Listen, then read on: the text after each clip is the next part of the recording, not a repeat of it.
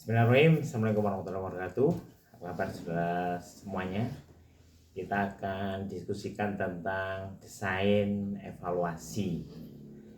Nah, saudara, evaluasi lembaga, organisasi, termasuk misalnya saja itu lembaga pendidikan, itu telah menjadi tren yang mengemuka akhir-akhir ini.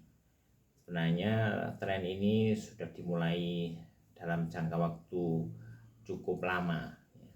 Misalnya masyarakat ketika akan mengikuti pendidikan di suatu sekolah, madrasah, perguruan tinggi, itu akan melihat dulu peringkat lembaga tersebut, ya.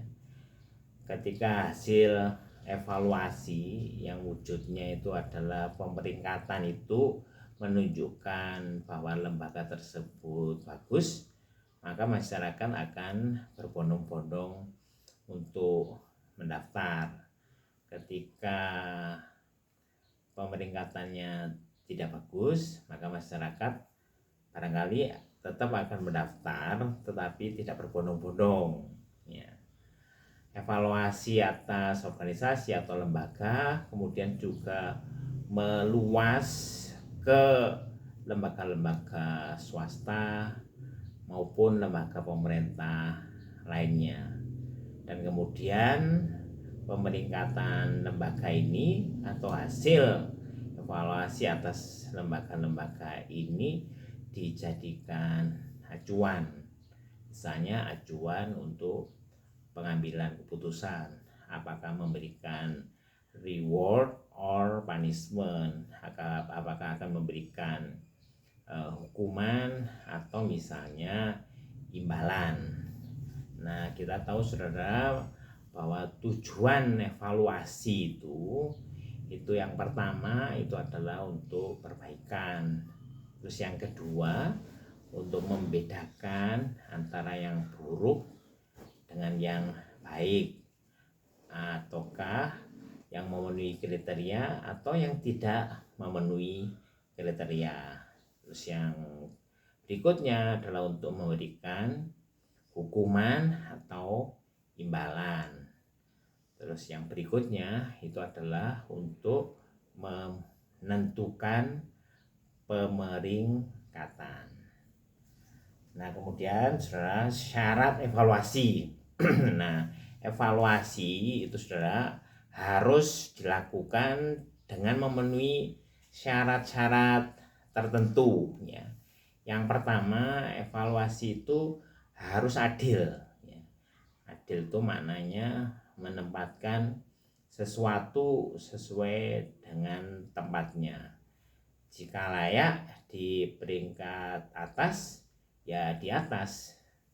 Jika harusnya di peringkat bawah, maka ya di bawah. Tapi kemudian ketika di bawah berjuang untuk naik ke atas. Jika misalnya orang melakukan suatu pelanggaran, kemudian orang ini kira-kira juga orang-orang ini harus diberi punishment, diberi hukuman. Tapi hukuman ini tentu yang sifatnya mendidik. Jika orang menunjukkan kepatuhan, maka orang ini diberi reward, diberi imbalan. Yang imbalannya ini memacu dia untuk berprestasi yang lebih baik. Kira-kira bagaimana pendapat saudara jika misalnya ada orang yang melakukan pelanggaran lalu dijadikan duta kepatuhan, ini apakah adil atau tidak? Atau misalnya jika ada orang yang melakukan kegiatan yang membahayakan lalu dijadikan duta keselamatan, kira-kira menurut saudara adil apa tidak?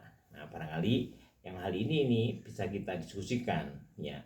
Misalnya yang setuju menyatakan itu untuk memotivasi agar dia tidak melakukan pelanggaran yang sama. Itu untuk memotivasi agar dia itu tidak lagi melakukan kegiatan yang membahayakan, ya tidak apa-apa asal tujuannya baik. Tapi tentu kita ingat syarat evaluasi yang pertama ini adalah harus adil. Terus yang kedua, evaluasi itu harus bebas dari kepentingan. Misalnya saja kepentingan untuk merekrut atau menyingkirkan, atau kepentingan apapun, ya. Ini biasanya juga menjadi bahan perhatian bagi kita semuanya. Jangan sampai evaluasi itu tidak memenuhi syarat evaluasi itu karena terikat pada suatu atau beberapa kepentingan. Terus yang ketiga, evaluasi itu harus dengan instrumen yang masuk akal. Tidak boleh evaluasi itu menggunakan instrumen yang tidak masuk akal, yang dibuat-buat misalnya, ya. Kalau kepentingannya untuk merekrut, dibuat instrumen yang menguntungkan.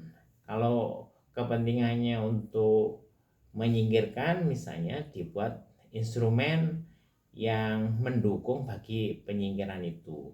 Nah, kalau demikian maka berarti ini menggunakan instrumen yang tidak masuk akal. Karena masuk akal atau tidaknya instrumen ini, maka yang sangat bagus itu instrumen itu harus dibuat oleh ahli, ya, atau tim ahli, ya.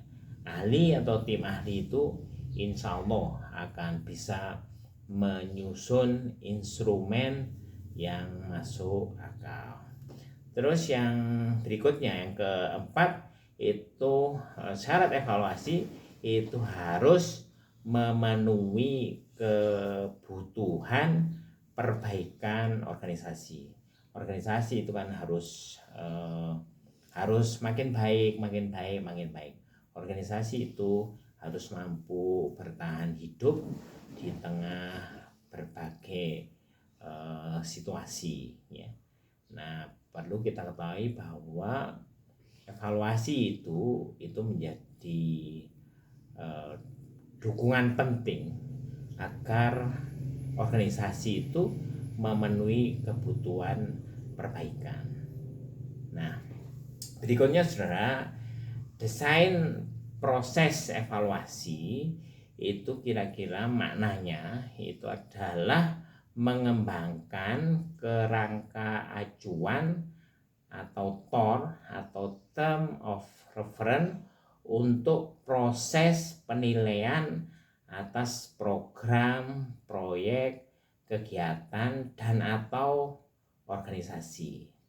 Nah, desain evaluasi itu sudah dibuat agar kegiatan evaluasi itu yang pertama mencapai tujuan, terus yang kedua itu mudah dilakukan, dan yang ketiga tepat sasaran, ya.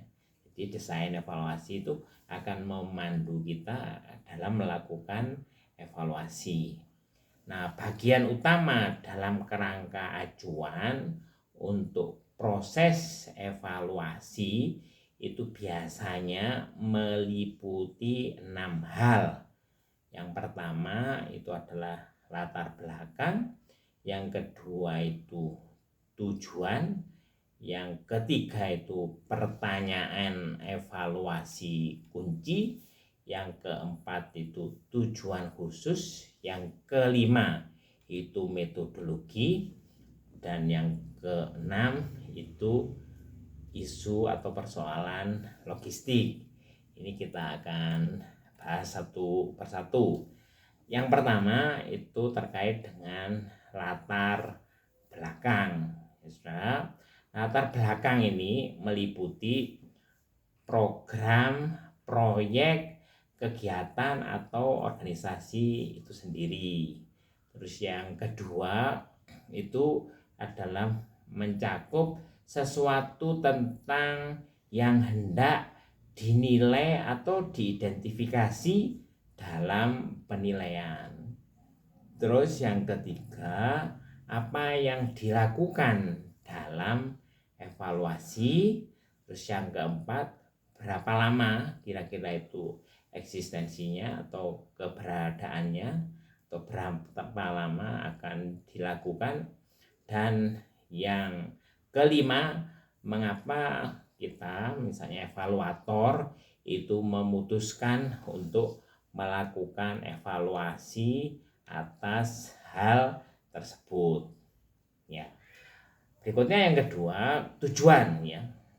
Ini tujuan itu misalnya saja mencakup apa yang diinginkan dalam evaluasi, apa yang hendak dicapai dalam evaluasi terkait dengan program, proyek, kegiatan atau organisasi itu sendiri. Jadi kita tekankan di sini tujuan evaluasi itu apa ya, dan apa yang hendak dicapai dalam suatu kegiatan evaluasi.